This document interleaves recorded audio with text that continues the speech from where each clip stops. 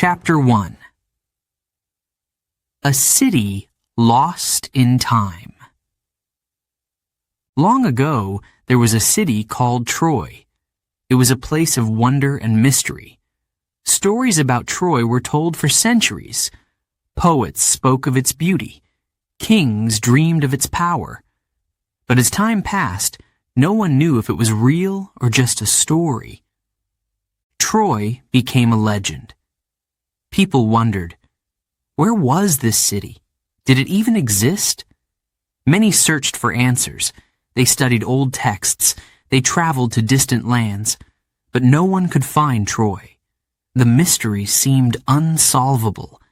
Then, in the 19th century, something incredible happened. A man named Heinrich Schliemann had a dream. He believed Troy was real. He believed he could find it. Schliemann was not an ordinary man. He loved history. He read ancient books. He wanted to prove that the stories of Troy were true. Schliemann began his search with passion. He studied the words of Homer, the famous poet who wrote about Troy in the Iliad. Homer described a city with tall walls near the sea. Schliemann thought he knew where to look. He believed Troy was in modern-day Turkey. In 1870, Schliemann began digging near a hill called Hisarlik. It was a quiet place, surrounded by fields and hills.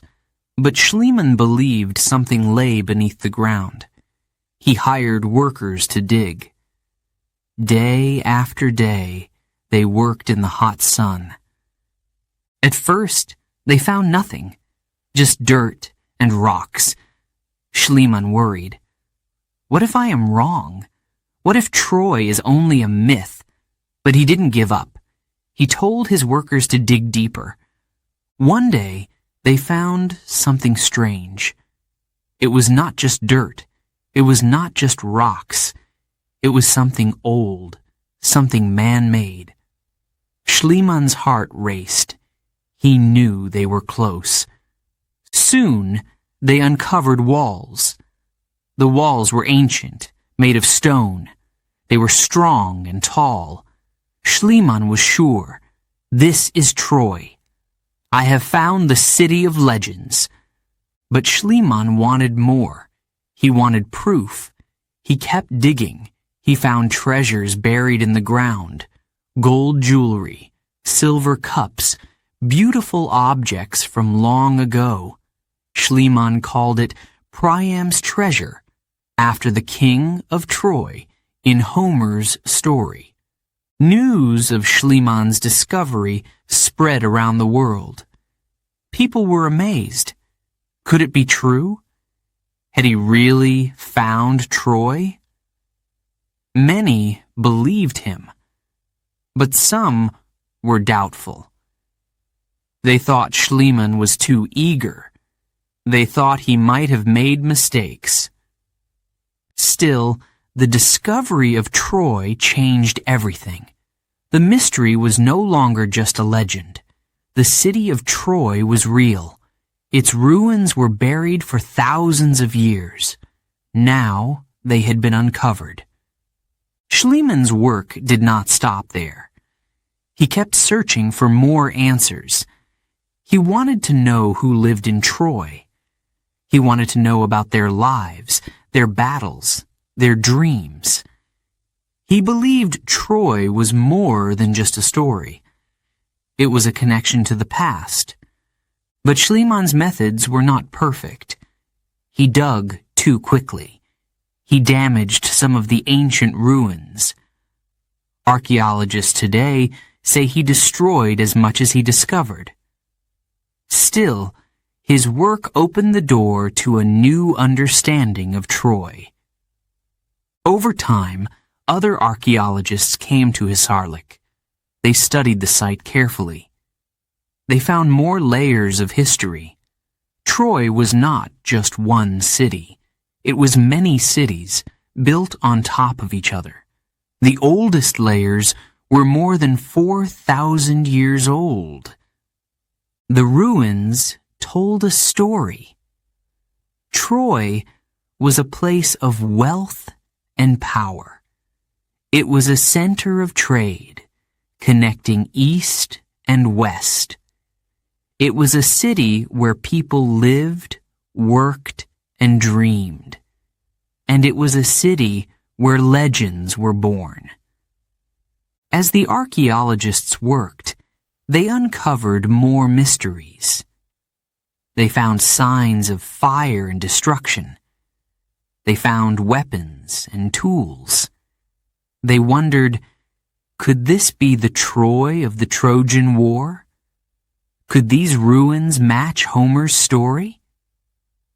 The answers were not clear. Some believed the Trojan War was real. Others thought it was just a myth. But one thing was certain. Troy was a place of great importance. Its story had survived for thousands of years. The discovery of Troy inspired people around the world. Writers and artists created new stories about the city. Historians studied its past. Travelers came to see its ruins. Troy became more than just a legend. It became a symbol of mystery and wonder. Today, the ruins of Troy are a UNESCO World Heritage Site. Visitors walk among the ancient stones. They imagine the city as it once was. They think about the people who lived there, and they remember the man who believed in the impossible. Heinrich Schliemann's discovery was not perfect, but it was powerful. He showed the world that legends can have truth. He brought Troy out of the shadows and into the light. The city of Troy is more than ruins. It is a story of hope, adventure, and discovery. It is a reminder that the past is never truly lost. It waits beneath the ground, ready to be found. And so, the mystery of Troy continues. It is a city lost in time, but never forgotten. Chapter 2. The Golden City. Troy was more than just a city.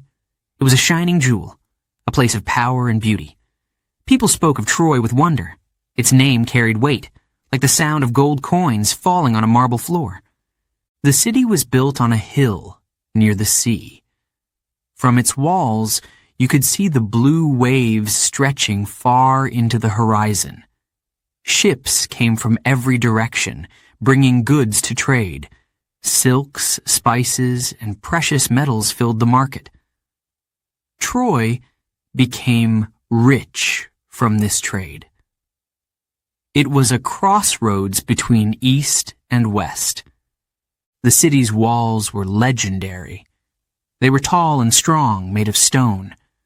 Some said the gods helped build them. The gates were heavy and solid, guarding the treasures inside. To attack Troy seemed impossible. Its walls stood like a shield, protecting its people. Inside the walls, life was vibrant. The streets were busy with merchants, craftsmen, and children playing. The palaces were grand, with high ceilings and golden decorations. Music and laughter filled the air. Troy was a city full of life. The people of Troy were proud. They believed their city was blessed by the gods. They prayed to Apollo, their protector, and offered gifts at his temple. They believed no enemy could defeat them. But life in Troy was not perfect. Shadows were starting to appear. Far away, trouble was brewing. A Trojan prince named Paris had brought Helen, the wife of a Greek king, to Troy. This act of love, or perhaps greed, had angered the Greeks. They saw it as a great insult. They wanted revenge. The king of Troy, Priam, was wise and kind. He loved his city and his people. But even he could feel the tension growing. His advisors warned him, "The Greeks are coming. They will bring war." Priam listened. But what could he do? He could not send Helen back. The people of Troy would see it as weakness. Paris, the young prince, did not seem worried. He walked through the city with confidence. He was handsome and charming. He believed the gods were on his side. Helen followed him, her beauty lighting up every room she entered. The people of Troy admired her. But some whispered, "Is she worth the risk? Will her presence bring destruction?" Troy's greatest warrior was Hector, another of King Priam's sons. Hector was brave and loyal. He loved his family and his city. He trained the soldiers of Troy, preparing them for battle. He knew war was coming. But even Hector felt the weight of the challenge ahead. The Greeks were many. Their ships and soldiers would soon arrive.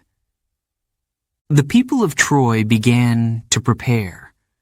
Blacksmiths worked day and night, making swords and shields.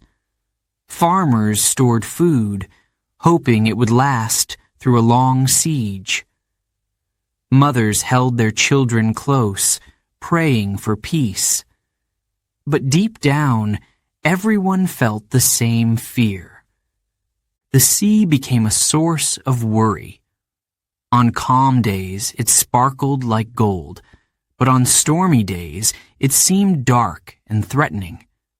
People looked to the horizon, waiting for signs of the Greek ships. Every shadow on the water made their hearts race. When night fell, Troy was silent. The city seemed peaceful, but it was a fragile peace. The stars above shone brightly, as if watching the city below. In the stillness, people whispered prayers.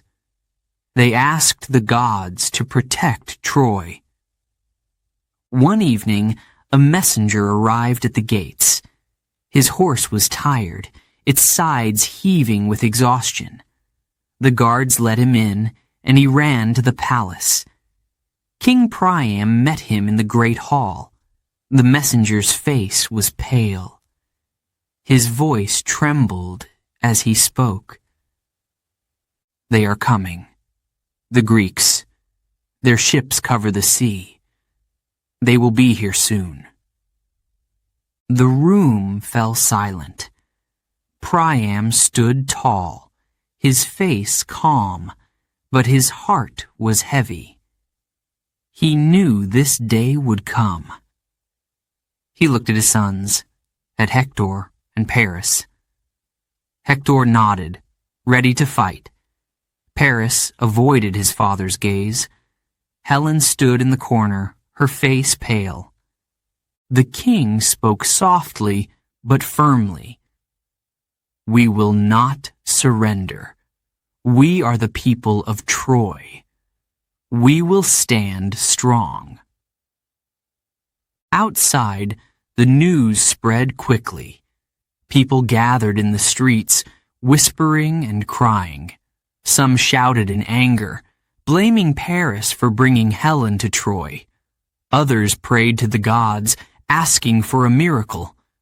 The soldiers of Troy stood on the walls, watching the horizon. The Golden City was now a city preparing for war. The sea that had brought wealth and beauty now brought fear. Days passed. Then, one morning, the horizon changed. The first Greek ships appeared. At first, There were only a few, their sails white against the blue sky. But soon, more came. Dozens, hundreds. The sea seemed to be alive with ships. The people of Troy stared in silence. Even the bravest soldiers felt a chill. This was not a simple army. This was a force meant to destroy. The ships reached the shore, and the Greeks began to unload. Warriors in shining armor stepped onto the sand. Their weapons gleamed in the sun. Their leaders shouted commands, their voices echoing across the water.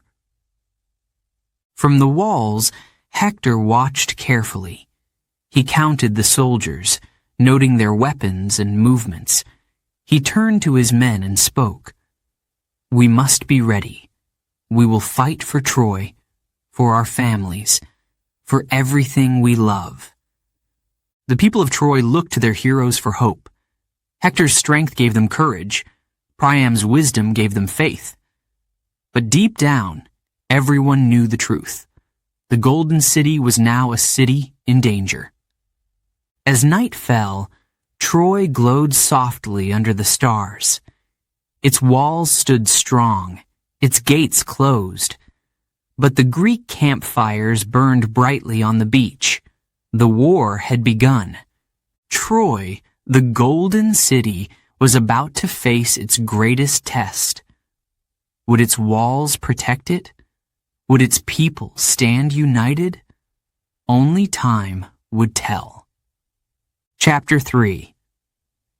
Helen, the face that launched 1,000 ships.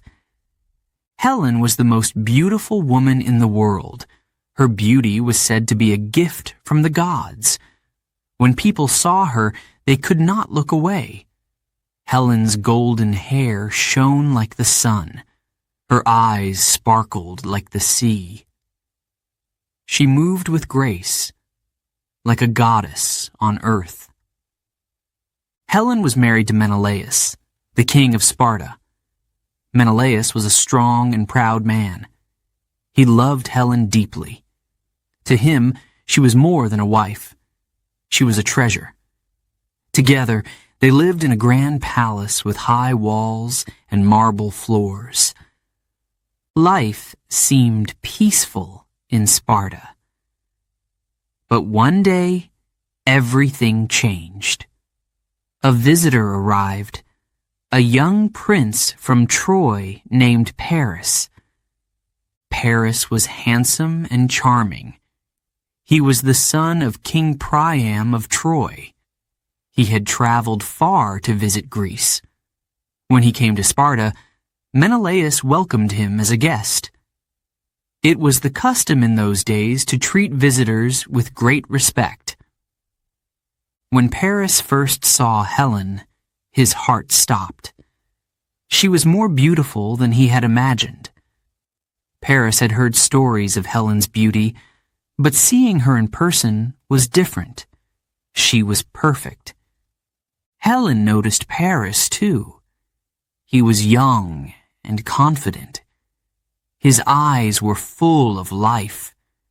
He told stories of Troy, of its golden palaces and strong walls. Helen listened with curiosity. She had never met anyone like him before. But Paris had a secret. Before coming to Greece, he had made a promise. He had been chosen by the gods to settle an argument. 3 goddesses, Hera, Athena, and Aphrodite, had asked Paris to decide who was the most beautiful. Each goddess offered him a gift if he chose her. Hera offered him power. Athena promised wisdom. But Aphrodite, the goddess of love, made a different offer. She promised him the love of the most beautiful woman in the world. Paris chose Aphrodite. Now, standing before Helen, he believed the goddess had kept her promise. Paris and Helen spent more time together. They talked and laughed. Paris told her about the wonders of Troy. He spoke of its high walls and golden streets. He said Troy was a city of dreams. Helen began to feel something in her heart, something dangerous. Menelaus trusted Paris. He did not see the way Paris looked at Helen. He did not notice the way Helen smiled when Paris was near. One day, Menelaus had to leave Sparta for a meeting with other Greek kings. He told Paris to stay as his guest. He trusted Paris to respect his home and his wife. But Paris had other plans. He could not stop thinking about Helen. He believed she was meant to be with him. He told Helen, "Come with me to Troy. Leave this life behind. I will make you happy. I will give you everything you desire." Helen was torn. She loved her home. She loved Sparta. But there was something about Paris that she could not resist. He spoke with passion. He made her feel alive. She knew it was wrong, but her heart was stronger than her mind. Late one night, Paris and Helen left Sparta. They sailed across the sea to Troy. The journey was quiet and full of tension. Helen looked back at the shore, her heart heavy with guilt. She knew Menelaus would be furious. She knew the Greeks would come for her. But she also felt excitement. She was starting a new life. When they arrived in Troy, Paris took Helen to his father, King Priam. Priam welcomed her with open arms. The people of Troy were amazed by her beauty. They called her Helen of Troy. But not everyone was happy. Hector, Paris's older brother, was angry. He saw Helen as a danger to Troy. "You have brought trouble to our city," Hector told Paris. "The Greeks will come. They will not stop until they take Helen back. You have put us all in danger." But Paris did not listen.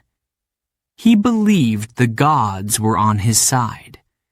He believed his love for Helen was stronger than any army. In Sparta, Menelaus returned to find his wife gone.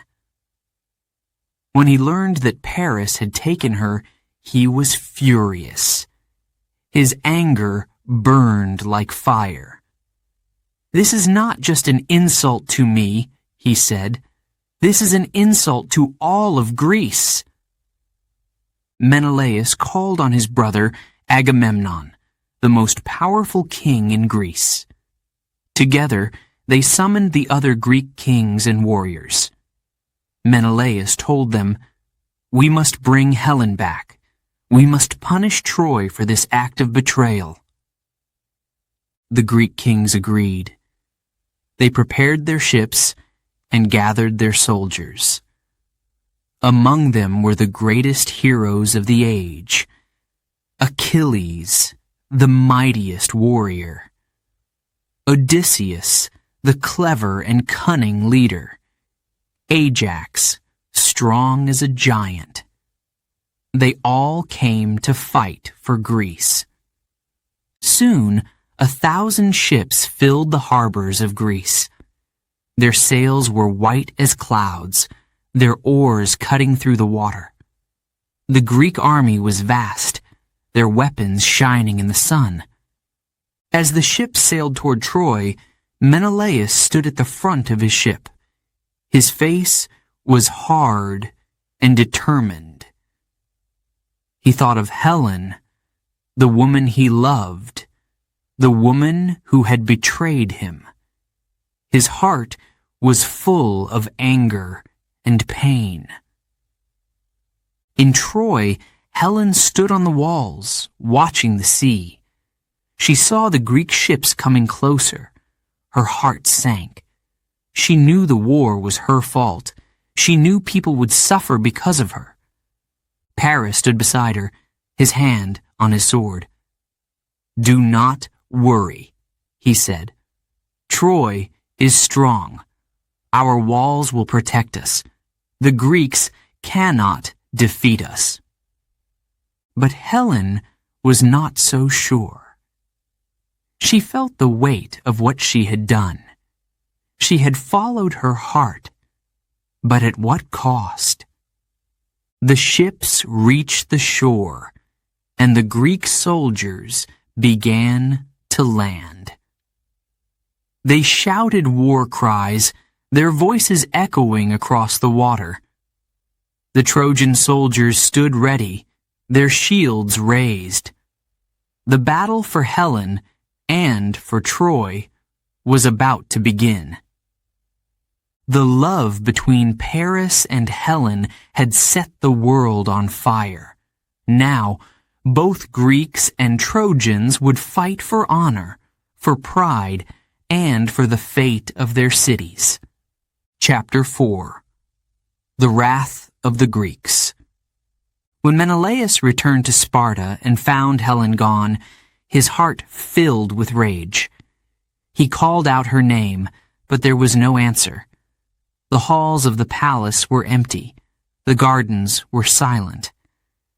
Helen had left with Paris, the Trojan prince. Menelaus clenched his fists. He felt betrayed, humiliated. "This is not just an insult to me," Menelaus said, his voice echoing through the palace. "This is an insult to all of Greece. Paris has stolen my wife. Troy will pay for this." Menelaus did not waste time. He sent messengers to all the kings of Greece. He told them what Paris had done. He asked for their help. "We must bring Helen back," he said. "We must teach Troy a lesson they will never forget." The kings of Greece gathered to discuss the matter. Among them was Agamemnon, the most powerful king and the brother of Menelaus. Agamemnon was a strong leader, feared and respected by all.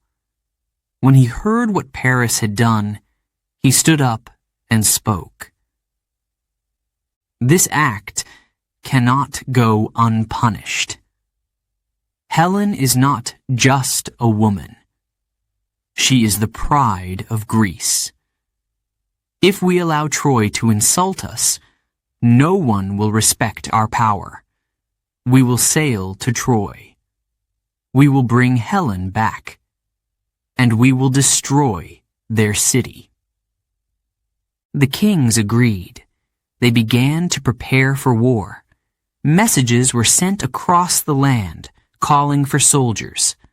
Blacksmiths worked day and night, forging swords, shields, and armor. Ships were built, their sails white and strong. Greece was preparing for a great battle.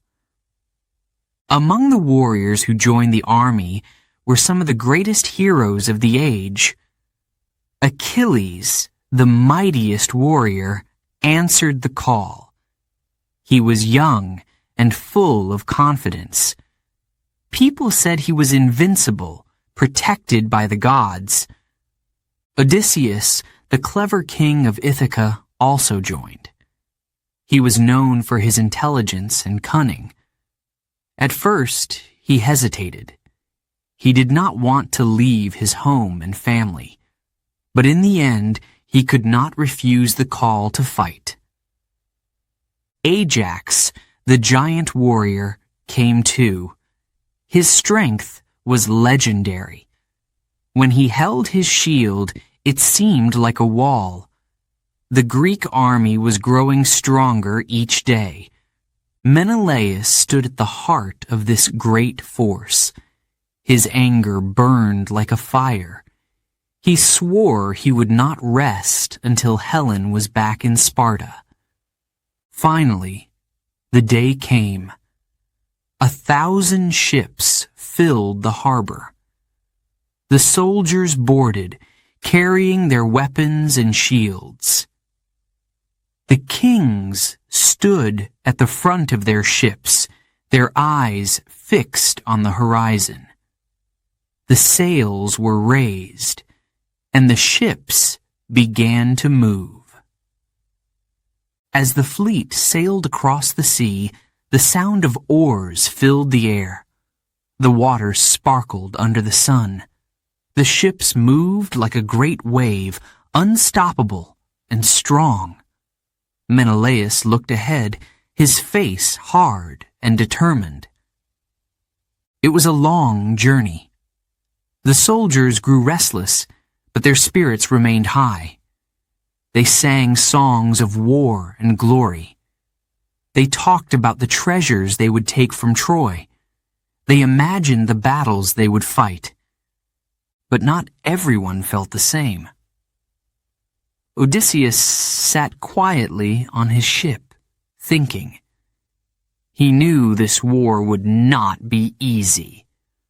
Troy was a strong city, protected by high walls and brave warriors. He wondered how many lives would be lost before the war was over. When the fleet finally reached the shores of Troy, the soldiers cheered. They could see the city in the distance, its walls rising high above the plains, but their cheers soon turned to silence. The task ahead was daunting. The Greeks began to land. Thousands of soldiers stepped onto the sand, their armor shining in the sunlight. They set up camp near the beach. The leaders gathered to discuss their plans. Agamemnon spoke first. "We must attack the walls of Troy. We will show them the strength of Greece." But Odysseus shook his head. "Troy's walls are too strong," he said. "A direct attack will fail. We must be patient. We must weaken them over time." The kings argued, but in the end, they agreed to wait. The Greeks surrounded Troy, cutting off its supplies. They hoped to starve the city into surrender. Inside Troy, the people watched with fear. From the walls, they could see the Greek campfires burning at night. The army seemed endless, a sea of warriors ready to fight. King Priam of Troy called his sons to him. He looked at Hector, his oldest and bravest son. "You must protect our city," Priam said. "You are Troy's greatest warrior." Hector nodded. "I will fight for Troy. I will fight for my family. The Greeks will not take our city." Paris stood beside him, his face pale. He felt guilty for what he had done, but he did not regret bringing Helen to Troy. He loved her. He believed the gods had guided him. Helen stayed in the palace, her heart heavy with guilt. She could hear the soldiers preparing for battle. She could see the fear in the eyes of the Trojan women. She wondered, have I made a terrible mistake? The first battles began. The Greeks attacked, but the Trojans fought back fiercely. Hector led the defense, his sword flashing in the sunlight. Achilles, the Greek hero, charged into battle, his armor shining like fire. The clash of swords and shields filled the air. The war was brutal. Many soldiers fell on both sides. The beaches of Troy were stained with blood. But neither side would give up. The Greeks were determined to take the city. The Trojans were determined to protect it. Days turned into weeks. Weeks turned into months. The Greeks could not break through Troy's walls, but they would not leave. They had come too far. They had built too much anger, too much pride. As the sun set each evening, the Greek soldiers sat by their campfires. They thought of their homes, their families, and the lives they had left behind. The Trojans stood on their walls, watching, waiting. Both sides knew the war was far from over. The wrath of the Greeks had brought them to Troy, but the city's strength and courage would not break easily. The battle for Helen and for honor had only just begun. Chapter 5. Heroes of Troy. The war between the Greeks and Trojans was not just a battle of armies, it was a battle of heroes. Each side had warriors whose names became legends. Their stories were told for generations. On the Greek side, the greatest hero was Achilles. He was young, strong, and fearless. His armor shone like fire in the sunlight. People said he was invincible. No weapon could harm him. Achilles had been dipped in the river Styx as a child. The magic of the river made him almost immortal. But Achilles had a weakness. When his mother dipped him in the river, she held him by the heel. That part of his body remained unprotected. It was a small weakness, but it would later decide his fate. Achilles was not just a warrior. He was also a man with deep emotions. He fought with passion, but he also felt anger and sorrow. He wanted glory, but he also wanted to live. On the Trojan side, the greatest hero was Hector. Hector was a prince, the oldest son of King Priam.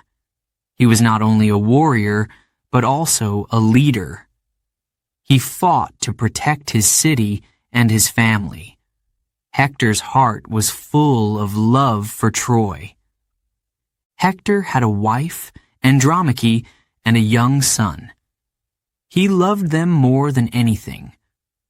Before each battle, Hector would say goodbye to them. He knew every fight could be his last, but he could not abandon his duty. The battles between Achilles and Hector were fierce. They were like storms crashing against each other. Achilles fought with wild strength. Hector fought with steady courage. Each man believed in his cause. Each man carried the hopes of his people. One day, the Greeks and Trojans met on the battlefield. The sun was high, and the air was heavy. Achilles stood at the front of the Greek army. His eyes burned with determination. Hector stood before the gates of Troy. His shield was raised, and his sword was ready. He looked back at the city walls, where his family was watching. Then he stepped forward. The two heroes faced each other. The battlefield grew silent. Even the gods on Mount Olympus watched with interest. This was a moment of destiny. Achilles charged first, his spear aimed at Hector's heart. Hector blocked the attack with his shield and struck back. Their swords clashed, sending sparks into the air. The ground shook under their feet. The battle was long and brutal. Each man fought with everything he had. Achilles moved like lightning, fast and deadly. Hector stood firm, his strikes powerful and precise. The soldiers on both sides watched in awe. But Achilles had a secret advantage. He wore armor made by the god Hephaestus. It was stronger than any human weapon. Slowly, Hector began to tire. His strikes became weaker. His shield felt heavier. Finally, Achilles saw his chance. He lunged forward and struck Hector with his spear. The Trojan hero fell to the ground. The Greeks cheered, but the Trojans cried out in despair.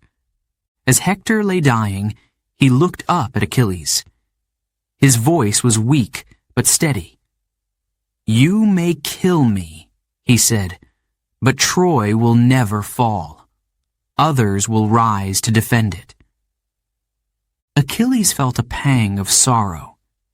He admired Hector's bravery, but his anger and pride were stronger. He tied Hector's body to his chariot and dragged it across the battlefield. The Greeks shouted in victory, but in Troy there was only grief. King Priam, Hector's father, was heartbroken. He went to Achilles at night, risking his life. He knelt before the Greek hero and begged. "Please, give me my son's body," Priam said. "Let me bury him with honor." Achilles was moved by the old king's words. He saw the pain in Priam's eyes and remembered his own father. For the first time, Achilles felt the cost of war. He agreed to return Hector's body. The Trojans held a grand funeral for Hector. They mourned their hero and vowed to continue the fight. Hector's death was a great loss, but his courage inspired his people. Achilles, too, began to change. He started to question the war. He wondered if the glory he sought was worth the pain it caused. But the war was far from over. Achilles and Hector were not the only heroes. There were others whose deeds became part of the legend. Odysseus, the clever Greek leader, used his wits to outsmart the enemy. Ajax, the giant warrior, fought with incredible strength. On the Trojan side, Paris, the prince who started the war, showed unexpected bravery. He was not as skilled as Hector, but he fought with determination. He believed in the love he shared with Helen. The gods, too, played their part. Athena guided the Greeks, while Apollo protected the Trojans. Their influence could change the tide of battle. But even the gods could not stop fate.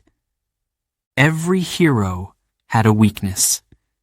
Achilles had his heel. Hector had his love for his family, which made him vulnerable. Even the gods had limits to their power. As the war dragged on, the heroes began to feel the weight of their choices. Victory came at a high price. Each battle brought pain and loss. The fields of Troy were stained with blood. But the story of these heroes lived on. Their courage, their struggles, and their sacrifices became the heart of the legend. The war was not just about Troy or Helen. It was about the strength and flaws of the human spirit. Achilles and Hector showed the world what it meant to be a hero. They fought for what they believed in, even when the odds were against them. Their battles were not just physical. They were battles of the heart. The heroes of Troy remind us that greatness is not without cost. Their stories inspire us to be brave, to stand up for what we love, and to face our own weaknesses. The war was far from over, but the names of Achilles and Hector would never be forgotten. They had become legends. Before we begin, Chapter 6, a quick note for our listeners. You're currently listening to this audiobook on Woo English. Remember, this content is specially made for Woo English listeners only. If you're hearing it on any other channel, it may be a violation of Woo English's rights. Please ensure you're tuned into the right source to fully enjoy and respect this audiobook journey. Now, let's continue the story.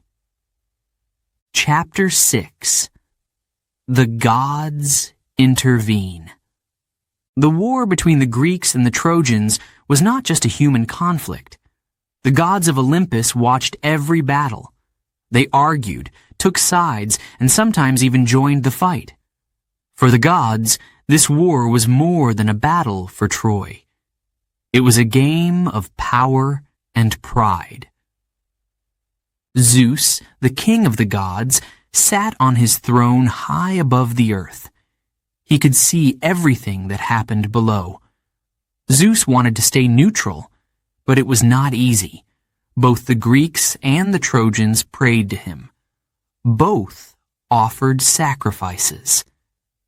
He felt torn between them. "Let the humans decide their fate," Zeus said. "I will not interfere." But even Zeus could not resist taking small actions to change the course of events. Athena, the goddess of wisdom and war, supported the Greeks. She admired their bravery and strategy. Athena often appeared in battle, guiding Greek warriors and giving them strength. She whispered to leaders, filling their minds with clever plans. Apollo, the god of the sun and music, stood with the Trojans. He had a special love for their city. Apollo's temple was in Troy, and the people honored him with songs and prayers. When the Greeks attacked, Apollo sent plagues to weaken their army. His golden arrows brought sickness and fear. The gods argued constantly. Hera, Zeus's wife, hated the Trojans. She was angry because Paris, the Trojan prince, had chosen Aphrodite as the most beautiful goddess instead of her. Hera wanted Troy destroyed. She often persuaded Zeus to help the Greeks, even though he tried to stay neutral. Aphrodite, the goddess of love, was on the side of the Trojans. She had promised Paris the love of Helen, and she intended to protect him. During battles, Aphrodite used her powers to shield Paris from harm. She wrapped him in a cloud to hide him from his enemies. Poseidon, the god of the sea, supported the Greeks. He controlled the waters and helped their ships cross the dangerous seas. Poseidon had once fought against Troy in a past conflict, and his anger toward the city had never faded. The gods' interference changed the war in unexpected ways. One day, Athena tricked the Trojans into breaking a truce. She disguised herself as a Trojan soldier and threw a spear at the Greeks. The Greeks, thinking the Trojans had betrayed them, attacked with full force. Another time, Apollo guided Paris's arrow during a battle. The arrow struck Achilles' friend, Patroclus, and killed him. This enraged Achilles and made him fight harder than ever before. Zeus often sent dreams to leaders on both sides. In these dreams, he gave warnings or advice, but the dreams were not always clear. Sometimes they misled the leaders, causing them to make fatal mistakes. The gods also used nature as their weapon. When the Greeks were about to attack, Poseidon sent massive waves to delay their ships. When the Trojans needed help, Apollo called for storms that kept the Greeks from advancing. The humans could feel the presence of the gods. Soldiers prayed before every battle, hoping for divine favor. Kings offered sacrifices, burning animals on altars to please the gods. But no matter how much they prayed, the gods did not always listen. One night, Hector, the Trojan hero, had a dream. In the dream, Apollo appeared to him.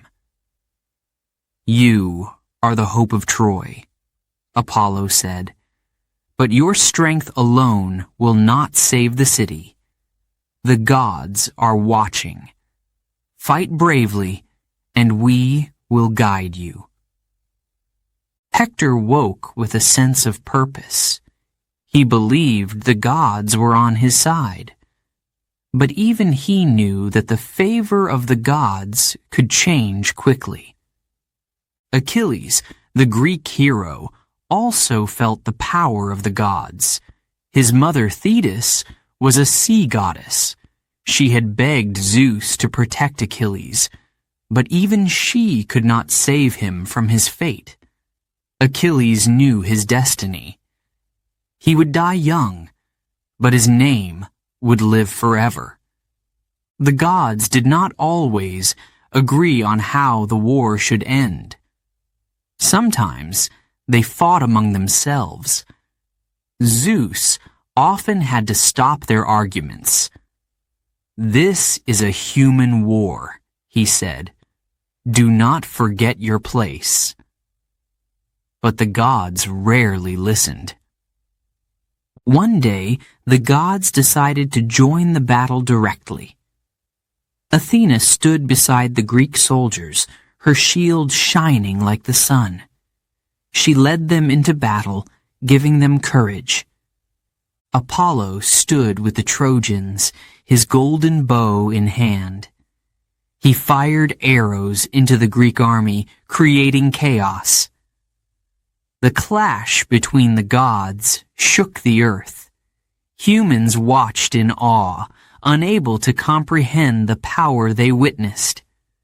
But even the gods could not change the war's tragic course. They could delay events, but they could not stop what was meant to happen. Zeus watched the conflict with a heavy heart. He knew the war would end in great sorrow. He knew many heroes would fall, but he also knew that the story of Troy would be remembered forever. The gods had their reasons for interfering.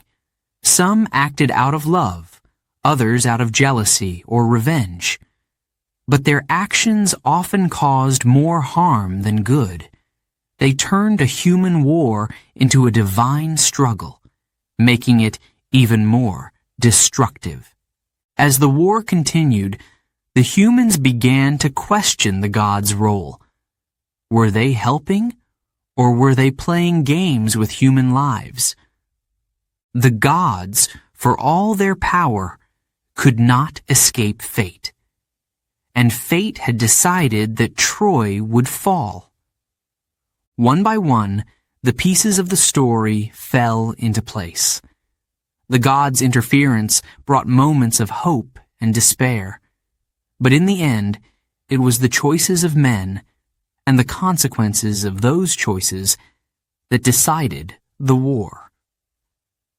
The gods returned to Olympus, watching from afar as the tragedy unfolded.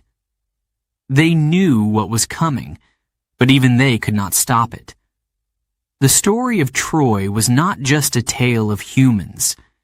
It was a story of gods and fate, of power and pride. And the end was drawing near. Chapter 7. The Siege of Troy. The war between the Greeks and Trojans dragged on. For 10 long years, the Greeks surrounded Troy. They built camps on the beach, close to the city. Their ships rested on the shore, ready to sail back, but only with victory. The walls of Troy were high and strong. They had protected the city for generations. The Greeks tried to break through many times, but the Trojans fought back. Their archers stood on the walls, firing arrows at the Greek soldiers below. The Greeks were frustrated. Every attack ended in failure. They threw themselves at the gates of Troy, but the gates held firm. They climbed ladders to reach the top of the walls, but the Trojans pushed them back. Inside the city, the people of Troy waited in fear. Every morning, they looked out from the walls. They saw the Greek army camped below. They saw their fires burning at night. The Greeks were always there, like a shadow that would not go away. The Trojans asked themselves, "How long can we last? How long before the Greeks find a way in?" Hector, the bravest Trojan warrior, gave the people hope. He stood tall, his armor shining in the sun. "Our walls are strong," he said. "Our hearts are stronger. The Greeks will not take our city." Hector led the Trojan soldiers in many battles. They fought bravely, driving the Greeks back to their camp. But Hector knew the war would not end easily. The Greeks had too many men, too many ships. Achilles, the greatest Greek warrior, waited in his camp. He was fierce and powerful, but he was also proud. He refused to fight because of a quarrel with Agamemnon, the Greek leader. Without Achilles, the Greeks struggled to make progress. The years passed slowly. The Greeks built wooden huts and settled into life by the sea. They hunted for food, fished in the water, and told stories around their fires. But they never forgot why they were there. The Trojans, too, tried to live normal lives. Children played in the streets, and merchants sold goods in the market. But the sound of war was always near. Every now and then, a Greek soldier would climb too close to the walls, and the archers would take aim. Both sides grew tired. The soldiers missed their homes, their families. Many wondered if the war would ever end. One day, the Greeks tried a new plan. They built a great battering ram to break through the gates of Troy. The ram was massive, made of heavy wood. Soldiers pushed it toward the city. The Trojans watched from the walls. They threw stones and poured boiling oil onto the Greeks below. The ram crashed against the gates, shaking them, but the gates held strong. The Trojans cheered. The Greeks pulled back, angry and defeated. They returned to their camp, their hopes crushed once again. Another time, the Trojans launched a surprise attack. Late at night, Hector led his soldiers out of the city. They crept through the darkness and attacked the Greek camp. The Greeks were caught off guard. Fires burned, and tents were destroyed. Hector fought like a lion, his sword flashing in the moonlight, but the Greeks quickly regrouped. Menelaus, the king of Sparta, rallied his soldiers and pushed the Trojans back. The Trojans returned to the safety of their walls. They had hurt the Greeks, but the war was far from over. As the siege continued, the gods of Olympus watched closely. They argued over which side should win. Athena, the goddess of wisdom, supported the Greeks. Apollo, the god of the sun, favored the Trojans. Their actions sometimes helped, but often caused more chaos. The Trojans prayed to their gods for protection. The Greeks prayed for victory, but the gods did not give clear answers. One day, a terrible storm rolled in from the sea. The skies turned dark, and rain poured down in heavy sheets. Thunder roared, and lightning lit up the battlefield. Both sides retreated, taking shelter from the storm. The storm lasted for days. The Greeks huddled in their camps, cold and wet. The Trojans stayed inside their city, watching the rain wash over the walls. It felt as if even the gods were tired of the war. When the storm ended, the fighting began again. The Greeks tried to build tunnels under the walls. They hoped to surprise the Trojans from below. But the Trojans discovered the tunnels and filled them with rocks. The Greeks grew more desperate. Some began to lose faith. "We have been here for 10 years, they said. Maybe we will never win." Agamemnon, the Greek leader, refused to give up. "We cannot leave," he said. "We came here to bring Helen back and to punish Troy. We will stay until we win." Inside Troy, the people tried to remain hopeful. They looked to Hector, their hero. He inspired them with his courage. But Hector, too, felt the weight of the war. He wondered how much longer Troy could hold out.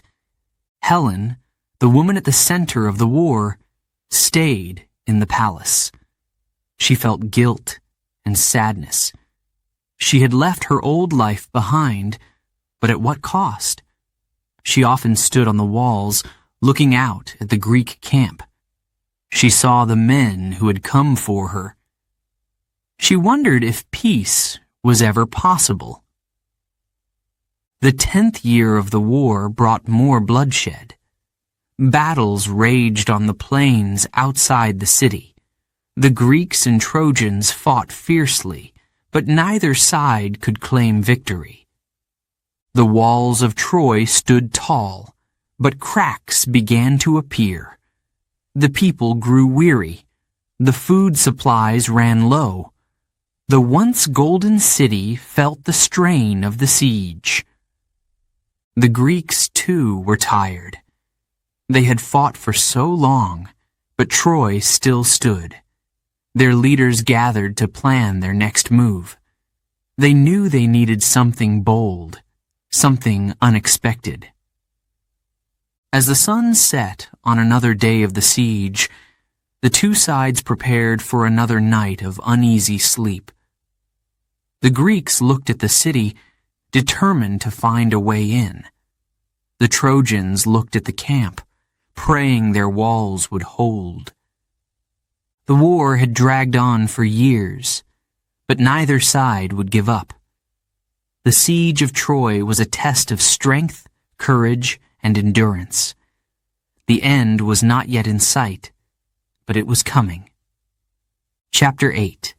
The Death of Hector. Hector stood on the walls of Troy, looking out at the battlefield. His city was surrounded. The Greek campfires glowed in the distance. He could hear the sounds of soldiers sharpening their swords. The war had gone on for too long. Hector was tired, but he could not rest. He was Troy's greatest warrior, its strongest defender. The people of Troy looked to him for hope. They trusted him to protect them. He could not fail. Inside the city, his wife Andromache held their young son. She begged Hector not to fight. "Stay with us," she said. "If you go, you may not return. What will we do without you?" Hector looked at his wife with sadness. He loved her deeply. He loved his son, but he also loved Troy. "I must fight," he said. "It is my duty. If I do not defend our city, who will?" Andromache cried, but she knew he would not change his mind. Hector kissed her and their son. Then he put on his armor and left. Outside the walls, Achilles stood waiting. He was furious. Hector had killed his best friend Patroclus in battle. Now Achilles wanted revenge. He wore new armor, shining and deadly, made by the god Hephaestus. Achilles shouted toward the city, "Hector, come out and face me!" His voice was like thunder. The Greek soldiers cheered, their weapons raised. The people of Troy watched in fear. They knew Hector was brave, but Achilles was stronger. Hector's father, King Priam, begged him not to go. "Do not fight Achilles," Priam said. "He is too powerful. Stay inside the walls." But Hector could not stay. He felt shame at the thought of hiding while Achilles challenged him. He stepped out of the gates and walked toward his enemy. Achilles saw Hector and smiled. "At last," he said, "I will make you pay for what you have done." The two warriors faced each other. The battlefield grew silent. Even the Greek and Trojan soldiers stopped to watch. Hector raised his sword. Achilles gripped his spear. The duel began. Hector attacked first, swinging his sword with all his strength. Achilles blocked the blow with his shield and struck back. Their weapons clashed, ringing loudly. Dust rose around them as they fought. Hector moved quickly, his strikes precise, but Achilles was faster. He dodged Hector's attacks and countered with powerful blows. The duel was fierce, but Hector began to tire. Achilles, filled with rage, pressed forward. He found an opening and threw his spear. It struck Hector in the chest. The Trojan hero fell to the ground. The Greeks cheered as Hector lay dying. Achilles stood over him, his face cold. Hector looked up at his enemy. His voice was weak but steady. "Please," Hector said, "return my body to my family. Let them give me a proper burial." Achilles shook his head. "You killed my friend," he said. "You do not deserve mercy." Achilles tied Hector's body to his chariot. He dragged it across the battlefield, dust and dirt covering the once proud hero. The Greeks shouted in victory, but the Trojans cried out in despair. From the walls of Troy, Hector's family watched in horror. Andromache fainted, her cries filling the air. King Priam covered his face with his hands. The people of Troy mourned their greatest hero. That night, Achilles returned to the Greek camp. Hector's body lay outside, unburied. The Trojans could not retrieve it. They stayed inside their walls, grieving. In his tent, Achilles could not sleep. He felt anger, but also emptiness. Killing Hector had not brought him peace. He thought of his own family, of his father waiting for him at home. He began to question the war, but it was too late to stop it. King Priam, desperate to honor his son, decided to take a great risk. He left Troy under the cover of darkness. He brought gifts for Achilles, gold, silver, and fine robes. Priam traveled to the Greek camp, guided by the god Hermes. When Priam arrived, he knelt before Achilles. The old king's hands trembled as he spoke. "Achilles, I have come to beg for my son's body. Please, let me bury Hector. Let me give him the honor he deserves." Achilles looked at Priam and felt something he had not expected: compassion. He saw the pain in the old man's eyes. He thought of his own father and how he would feel if Achilles did not return home. Without a word, Achilles stood and went to Hector's body. He washed it and wrapped it in fine cloth. Then he gave it to Priam. "Take him," Achilles said. "Bury him with honor." Priam thanked Achilles with tears in his eyes. He returned to Troy with his son's body. The people of the city gathered to mourn. They lit torches and sang songs of grief. Hector was buried with great ceremony. His family wept at his tomb, their hearts heavy with loss. Troy felt weaker without its greatest hero. The death of Hector marked a turning point in the war. The Trojans had lost their strongest defender. The Greeks grew bolder, their attacks more fierce.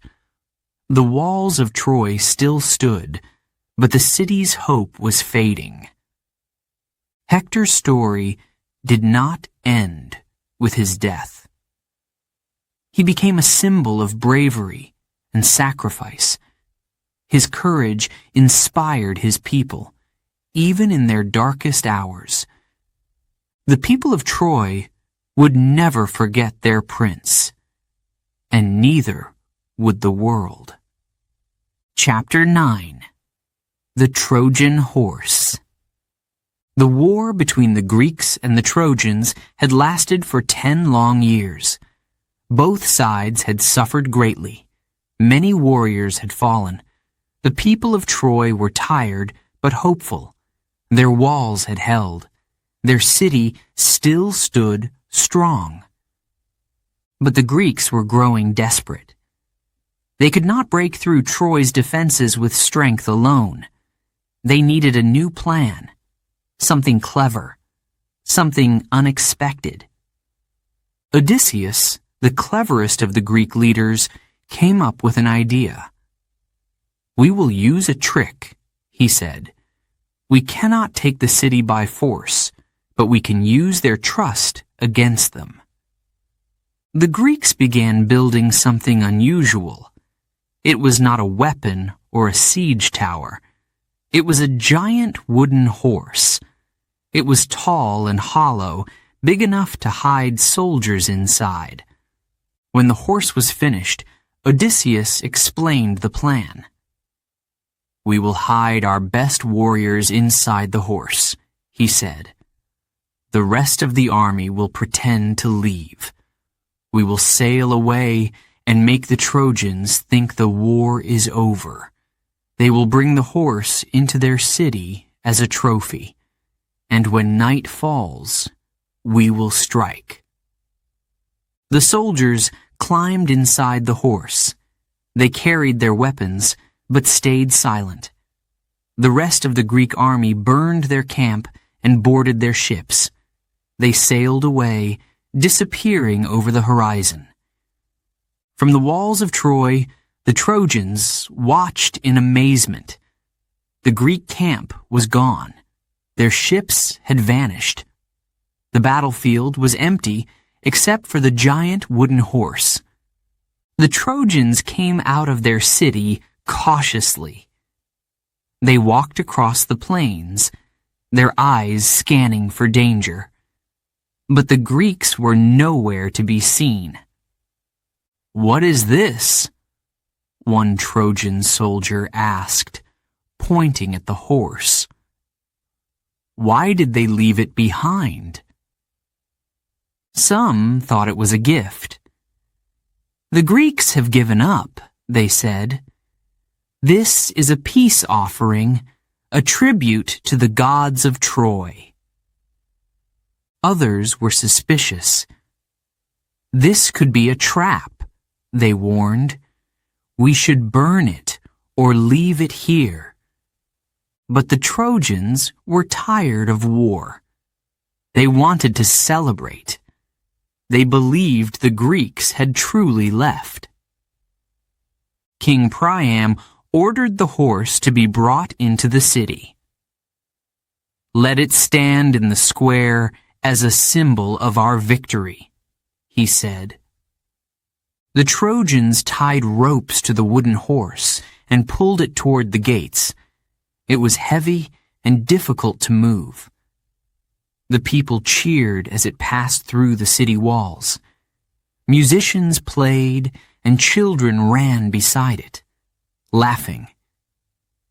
The horse was placed in the center of the city. The Trojans decorated it with flowers and danced around it. They celebrated late into the night.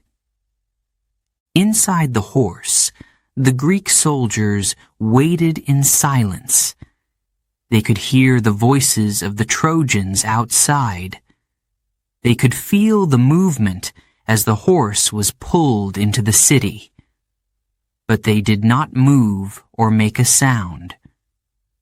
As the night grew darker, the celebrations ended. The Trojans went to their homes and fell asleep. The city became quiet. Then, the hidden door in the wooden horse opened. One by one, the Greek soldiers climbed out. They moved silently through the streets, their weapons ready. The soldiers went to the gates of the city. They killed the Trojan guards and opened the gates. Outside, the rest of the Greek army had returned. Their ships had been hiding behind a nearby island. The Greeks poured into the city, their swords drawn. They set fire to the houses and temples. They killed anyone who resisted. The people of Troy woke to chaos. Flames lit up the sky. Smoke filled the air. Soldiers ran through the streets, shouting and fighting. King Priam was killed in his palace. Hector's young son was taken. The women and children of Troy were captured. The golden city, once so proud and strong, was destroyed. Helen, the woman at the center of the war, was taken back to the Greek camp. Menelaus, her husband, claimed her again. But the cost of bringing her back had been too high. By morning, Troy was in ruins. Its walls were broken. Its people were gone. The city that had stood for centuries was no more. The Greeks had won the war, but their victory was bitter. Many of their greatest heroes had died. Their journey home would be long and dangerous. The story of the Trojan horse became one of the most famous tales of the ancient world. It was a story of cunning and betrayal, a story of trust misplaced and a city brought to its knees. The ruins of Troy stood as a reminder of the war. They whispered of the bravery and the tragedy that had unfolded there. Troy's fall was the end of an era, but its legend would live on forever. Chapter 10. The Fall of Troy. The night Troy fell was filled with fire and fear. Flames rose high into the sky, painting it red and orange. Smoke covered the city, choking the air. The golden city that had stood for centuries was now in ruins. The Greek soldiers rushed through the streets. They smashed doors and broke walls. They shouted commands, their voices loud and fierce. Troy's people tried to run, but there was nowhere to go. The mighty walls of Troy, which had protected the city for so long, were now useless. The Greeks had opened the gates. Their army flooded in like a river, unstoppable. In the palace, King Priam stood with his family. He knew the end had come. The old king tried to protect his wife and daughters, but the Greek soldiers showed no mercy. Priam was killed in the same hall where he had once welcomed guests with kindness. Hector's wife, Andromache, held their young son close. She hid in a corner, hoping the soldiers would not see her. But the Greeks searched every room. They found her and took her away. Her son was ripped from her arms. She cried out, but no one listened. Helen, the woman whose beauty had started the war, stood silently in the chaos. Menelaus, her husband, found her in the palace. His face was hard, but his eyes were filled with pain. He had come to bring her back to Greece. "Come with me," Menelaus said. Helen nodded. She had no choice. She knew her fate was tied to his. Outside, the city was burning. Houses crumbled as the flames consumed them. Temples, once filled with prayers and offerings, were now ash. Statues of the gods fell, breaking into pieces. The streets were filled with cries. Mothers called for their children. Soldiers shouted orders. The sound of swords clashing echoed through the air. The Greeks took everything they could carry. Gold, silver, and jewels were stolen. The treasures of Troy became spoils of war. The people of the city were taken as slaves, but some Trojans refused to give up. A group of warriors gathered in the streets, ready to fight. They were outnumbered, but their courage was strong.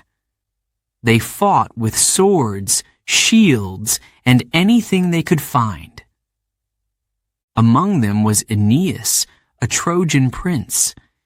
He carried his elderly father on his back and held his young son's hand. Aeneas led a small group of survivors out of the city. They escaped through a secret path, disappearing into the night. As dawn approached, Troy was almost gone. The flames began to die, leaving smoke and ash behind. The once great city was now a wasteland of rubble. The Greeks celebrated their victory, but their joy was mixed with sorrow. Many of their greatest heroes had died in the war. Achilles, their strongest warrior, was killed before Troy fell. He had been struck in his only weak spot, his heel. Odysseus, the clever Greek leader, looked at the ruins of Troy. He felt no joy. He knew the war had cost too much. He thought of the friends he had lost, the blood that had been spilled. The journey home would not be easy. The gods, angry at the destruction, would punish the Greeks. Many of them would never see their homes again. But for the Trojans, the fall of their city was the end of a way of life. The proud city, with its tall walls and golden streets, was now a memory. The survivors scattered across the land. Some became wanderers, searching for a new home. Aeneas, the Trojan prince, led his people on a long journey. It was said that he would one day found a great new city. The story of Troy could have ended there, in ashes and loss. But it didn't. The legend of Troy lived on. Poets like Homer told its story, turning it into an epic tale of love, war, and fate. People remembered the bravery of Hector, the cunning of Odysseus, and the tragedy of Achilles. The ruins of Troy became a symbol. They reminded people of the cost of pride and the power of destiny. Even today, the story of Troy inspires us.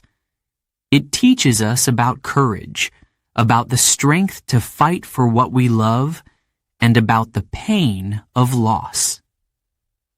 The flames that destroyed Troy could not destroy its legacy. The city lives on in our hearts and minds, a legend that will never die. Chapter 11. Myths and History. Was Troy real? This question has fascinated people for thousands of years. The story of Troy is one of the greatest tales ever told. But is it true? In ancient times, poets like Homer shared the legend of Troy. Homer's Iliad told of a great war, brave heroes, and the gods who guided them. People listened to these stories with wonder, but they did not know if Troy was a real city or just a place from Homer's imagination. Helen, the most beautiful woman in the world. Achilles, the warrior who could not be defeated. Paris, the prince who caused a war for love. These characters seemed larger than life. Could they have existed? For many centuries, Troy was thought to be just a myth. There were no signs of the city, no ruins, no proof. Then, in the 19th century, an archaeologist named Heinrich Schliemann changed everything. He believed Troy was real. He studied Homer's Iliad carefully, looking for clues. Homer described a city with tall walls near the sea. Schliemann thought he knew where to find it. Schliemann began digging at a site called Hisarlik in modern-day Turkey. It was a quiet hill surrounded by fields. Most people thought he was wasting his time. But Schliemann was determined. He worked day and night, digging deep into the earth. At first, he found nothing but dirt and rocks. He began to doubt himself. Was Troy really here? Then, one day, Schliemann uncovered something amazing. He found ancient walls made of stone. They were old and strong, just like Homer described. He kept digging and discovered more. Schliemann found treasures buried in the ground, gold jewelry, silver cups, and beautiful objects. He called them Priam's treasure, after the king of Troy. He believed he had found the city of legends. News of Schliemann's discovery spread quickly. People around the world were amazed. Had Troy been real all along? But not everyone believed Schliemann. Some said he was too eager, that he had made mistakes in his work. They thought he might have confused Troy with another city. Other archaeologists came to study the site. They found even more layers of history. It turned out that Hisarlik was not just one city. It was many cities, built on top of each other over thousands of years.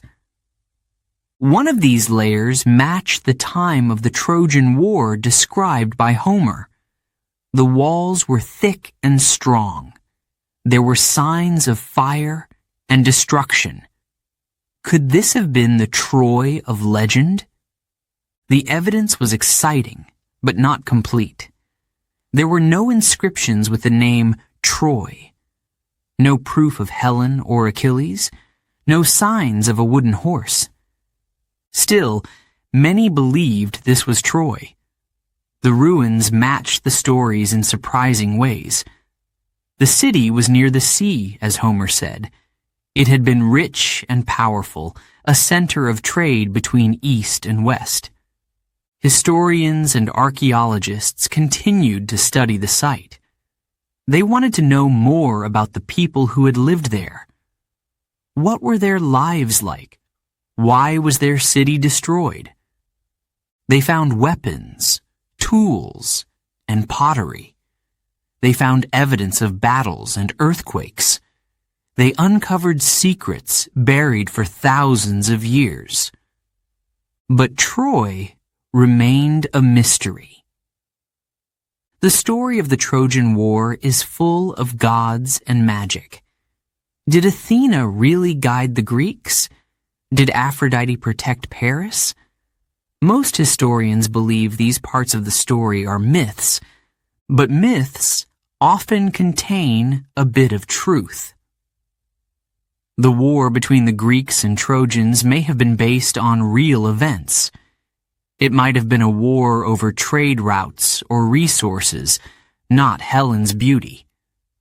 The wooden horse, too, is a mystery. Some think it was not a horse at all, but a symbol. It might have been a battering ram or a secret weapon. The truth is lost to history. Troy sits in a place between history and legend. It is not fully one or the other. That is what makes it so fascinating. The story of Troy is not just about facts. It is about imagination. It is about the way we tell stories to explain the world. Today, the ruins of Troy are a UNESCO World Heritage Site. Visitors walk among the stones, imagining the city as it once was. They see the ancient walls and think of Hector and Achilles. They look at the plains and picture the Greek ships arriving. Archaeologists continue to study Troy. They search for more clues, hoping to solve its mysteries. But even if they find answers, the magic of Troy will remain. The story of Troy has inspired people for thousands of years. Poets, artists, and writers have brought it to life in new ways. Movies and books retell the tale, adding their own twists. Troy is more than a city. It is a symbol of love and war, of courage and tragedy. It reminds us of the power of stories. We may never know the full truth about Troy, but perhaps that is what makes it so special. It is a place where history and myth come together. A place where the past speaks to us, inviting us to dream. The legend of Troy will never fade. It lives on in ruins and in hearts forever. Chapter 12. Troy lives on. Troy is more than a city.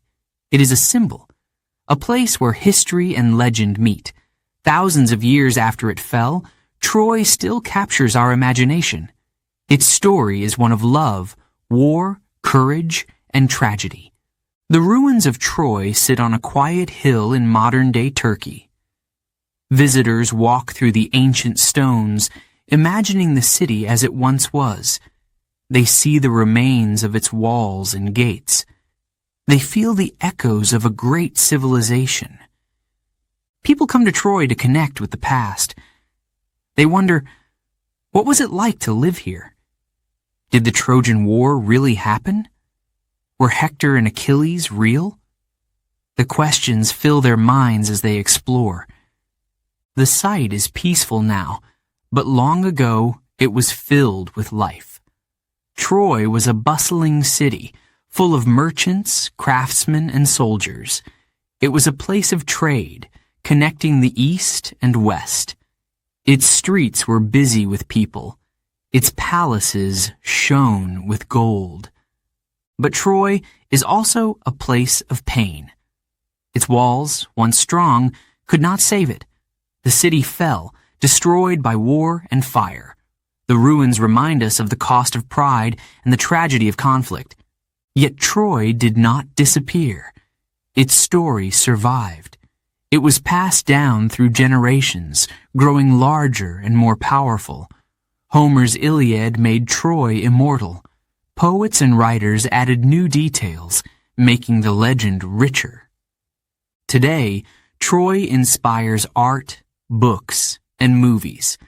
Filmmakers bring its heroes to life on screen. Writers imagine the thoughts of Helen and Paris. Artists paint the city's fall, capturing its beauty and destruction. Troy's story is universal.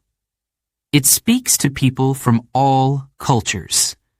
The love of Paris and Helen, the bravery of Hector, the cunning of Odysseus.